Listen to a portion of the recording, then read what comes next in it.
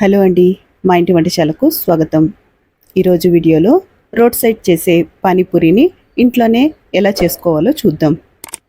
ఇలా పానీపూరిని ఇంట్లోనే చేసుకుంటే అందరికీ సర్వ్ చేసుకోవచ్చు. నేను పూరీని ఒకరోజు ముందే ప్రిపేర్ చేసి పెట్టుకున్నాను. ఇప్పుడు పానీని ఆలు మిక్స్ని ప్రిపేర్ చేసుకుందాం. మిక్సీ జార్లోకి కొంచెం పుదీనా ఎంతైతే తీసుకున్నామో దానికి డబల్ క్వాంటిటీలో కొత్తిమీరని తీసుకోవాలి.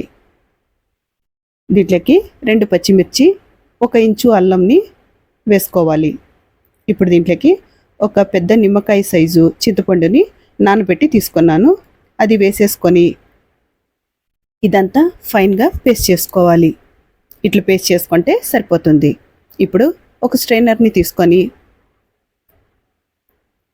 ఈ పేస్ట్ని అంతా స్ట్రైనర్లోకి వేసేసుకొని వడకొట్టుకోవాలి. కొంచెం నీళ్లు పోసుకొని దీన్ని బాగా వడకొట్టి పక్కకు తీసుకోవాలి.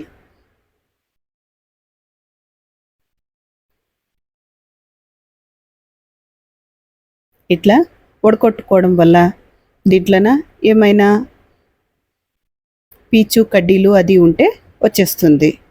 ఇట్లా వడకొట్టి పక్కన పెట్టేసుకున్న తర్వాత దీంట్లోకి ఒక పెద్ద స్పూను బెల్లం, 1 హాఫ్ స్పూను ఉప్పు,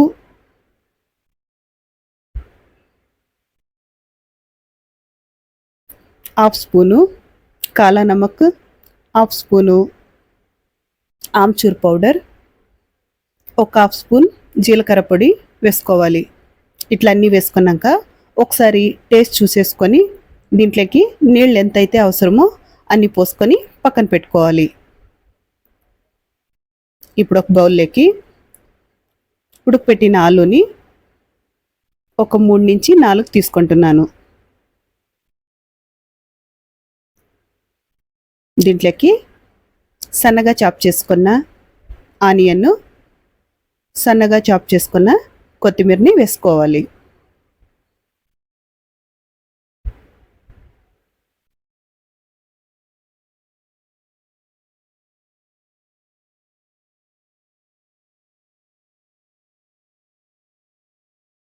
ఇప్పుడు దీనికి ఉడకపెట్టిన బఠానీలు వేసుకుంటున్నాను.